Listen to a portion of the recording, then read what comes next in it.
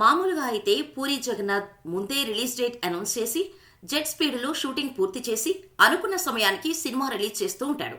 అయితే ఇదంతా లైగర్కు ముందు మాత్రమే. ఏ డైరెక్టర్ కూడా చేయనంత స్పీడ్గా తక్కువ సమయంలో అదిరిపోయే అవుట్పుట్ ఇచ్చే పూరి లైగర్ విషయంలో మాత్రం 2-3 టైం తీసుకున్నాడు. కరోనా మహమ్మారి కారణంగా లైగర్ డిలే అయిందనుకుంటే కంటెంట్ పరంగా కూడా ఫెయిల్ అయిపోయాడు పూరి. దీంతో నెక్స్ట్ సినిమాతో సాలిడ్ బౌన్స్ బ్యాక్ అవ్వాలని చూస్తున్నాడు. కొత్త కథతో రిస్క్ చేయకుండా ఇస్మార్ట్ శంకర్ కు సీక్వెల్ గా డబుల్ స్మార్ట్ చేస్తున్నాడు. ఈ సినిమా అనౌన్స్మెంట్ రోజే రిలీజ్ డేట్ లాక్ చేశాడు పూరి. మార్చి 8న డబుల్ స్మార్ట్ రిలీజ్ చేస్తామని అనౌన్స్ చేశాడు. అందుకు తగ్గట్టే ఎంఎఫ్ స్పీడ్ గా షూటింగ్ చేస్తున్నాడు.